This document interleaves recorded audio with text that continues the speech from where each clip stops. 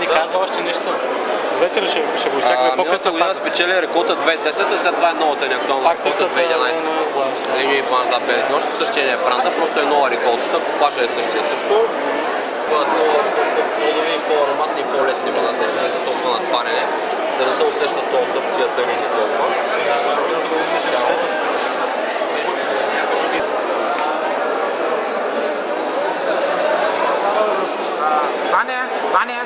Ваня не трябва.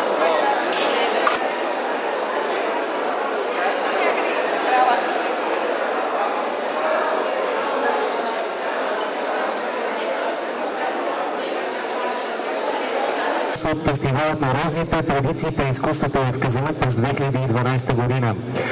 Преди да започнем, искаме да споделим, че няма нищо по-хубаво, когато една добра идея се превърне в традиция. Една добра идея през 2011 година вече е традиция и това е второто издание на фестивалът на виното Розе. Сега моля за вашето изключително внимание, тъй като трябва да аплодираме изключително бурно представителите на най-добрите винарски избори в България, които ни помагат да усетим дъхът на траките. Дами и господа, тази година галерията на българското вино е представена от Винпром Алвина Добрич, Винарска изба Арам Пловдив, Аромиада Агро 2 модели Русе, Винзавод Асеновград, Бибендум ООД, Винарска изба Санта Сара, Нормансленд, Винарска изба Тохон Поморие, Винарска изба Бонини Пловдив, Винарска изба Братя Минкови Кърноват, Холица, Лозаро-винарски комплекс Дароба, село Песнополи, Дестилерия Кула, Домен Българ, Катържина Естейт, Винарска изба Катържина Силистра, град, Винарска изба Логодаш, Благоевград, Винарска изба Малката звезда Хармони, Винарска изба Медалидара Естейт, Винарска изба Тера Тангра, Винарска изба Тодоров Брестовица и Вила Юстина. Уважаеми дами и господа, уважаема госпожо Дондакова, уважаеми гости от всички винарски изби, най-добрите в България, добре дошли за втори път в Казанлък, добре дошли!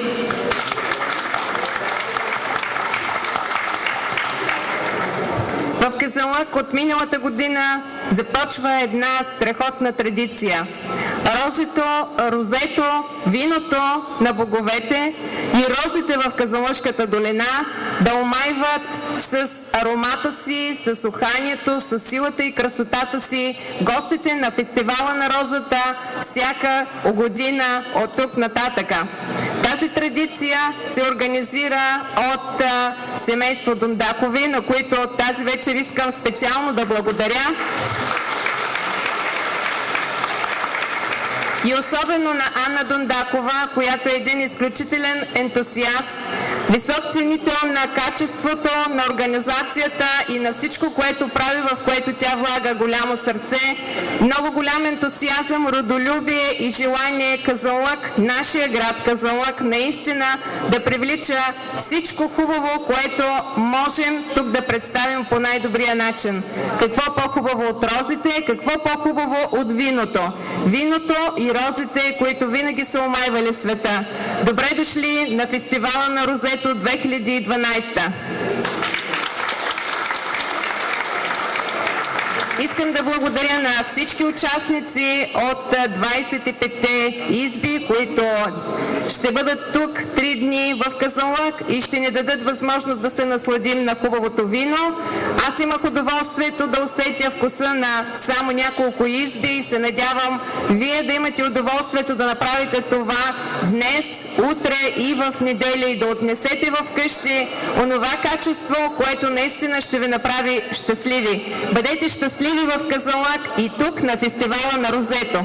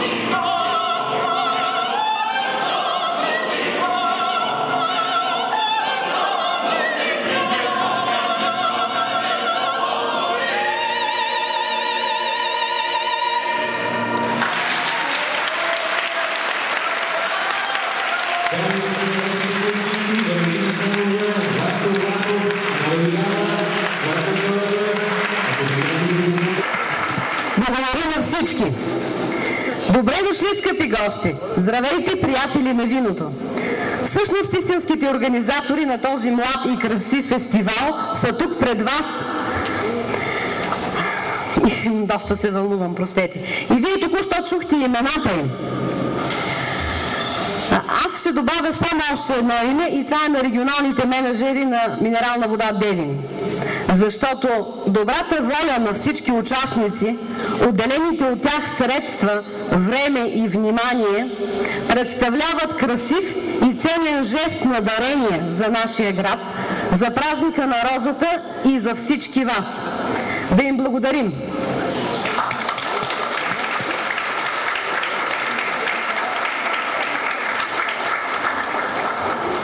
Отново разположихме изложението в съкровищницата на град Казанлък. Това са залите на Исторически музей Искра и на Художествена галерия. Аз знам какво коства на господин Кънчев, на господин Генев и на техните колективи, но все пак им благодаря, че отново прегърнаха идеята. Защото българското вино, също като маслодайната роза, е част от националното ни богатство и неговото място е точно тук. Националният конкурс за розе, който провеждаме вече втора година, има амбицията да превърне Казанлък в една истинска столица на виното розе. Национален, защото имаме представени проби за оценяване от всички основни винени региони на страната. И розе, защото това модерно като концепция и технология вино, изящно като стил, подхожда най-добре на Розовата долина и на нейният празник. То най-точно олицетворява нашия горд и красив дух. Смисълът на подобни форуми е да създава система от ценности в обществото, а виното е култура. То е правилно отношение към земята и към нейните блага, към света и към самите нас. Станете истински посланици на българското вино. Обявявам фестивалът на Розе 2012 за открит. Моля, маестро Станков, музика. Аплодисменти за Ана Дундакова. Това е човекът, който дълго време може наистина да ви говори за културата на виното, за културата и за производството на виното и за елексирът, който той представлява. Сега обаче поздравът, който тя отправя към всички вас. Дами и господа, ария на вино из операта Веселата вдовица на Франц Лехер, изпълнява Валентина Славова и смесен хор Петко Станов при Народно читалище Искра.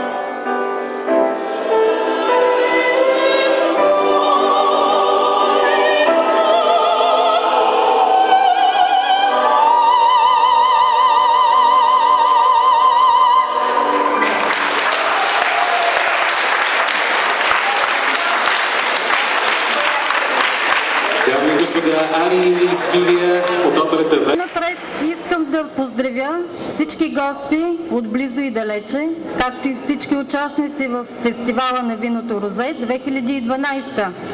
Най-вече искам да поздравя организаторите на семейство Дундакови, които успяха фестивала на виното Розе да го превърнат в събитие. да ги поздравя и за това, че имаха смелостта да го направят втори път. И днес откриваме за втори път Фестивал на виното Розе 2012. Щастливи сме, че галерия Ателието е част от този фестивал. От миналата година ние сме гости, като миналата година представихме една нетрадиционна техника и това беше рисуване с вино, която ви представи художника Росен Дончев. Тази година галерия Ателието в рамките на празника от 8 до 10 представя workshop Роза.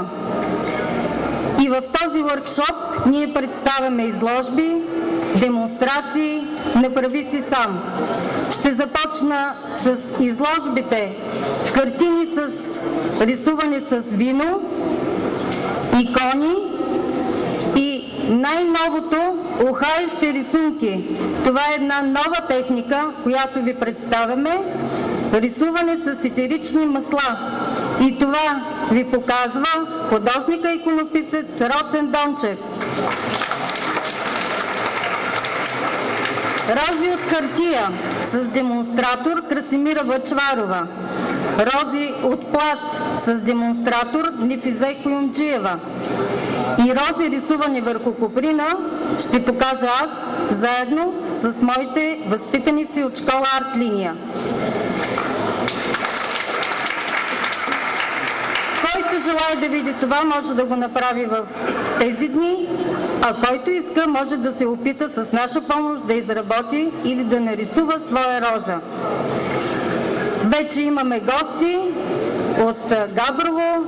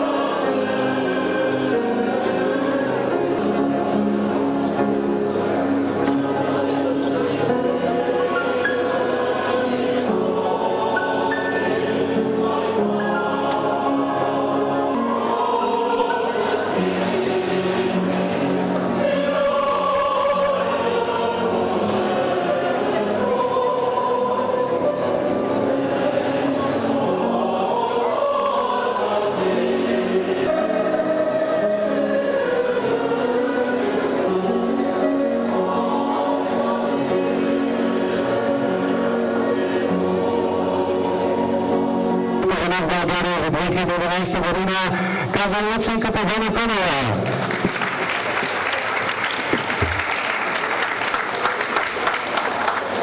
Дами и господа, искам Искам да благодаря като за начало, да благодаря на организаторите, семейство Дондакови, че ме поканиха тук в този прекрасен ден да открием заедно фестивала на виното. Искам да пожелая на гостите, които са тук, да открият и да закупят виното, което най-добре подхожда на техния вкус и на техния характер и да има с кого да го споделят, защото по-хубаво нещо от това да пиеш вино и да го споделиш с любим човек няма. Благодаря. Виното розе е единственото вино, което може да се пие сутрин, обед и вечер. Така че наистина намалете вашият аромат и нека това да стане част от един ваш незабравим ден. Преди да поканим на зародо госпожица Паймова и всички наши официални гости да разгледат нашето изложение, дами и господа, отново вашите най-силни аплодисменти за съпругата госпожица Валентина Славова. Това е всичко, което ни следва през следващите минути, следващия ден, всякъде в Казанлък. Благодаря ви.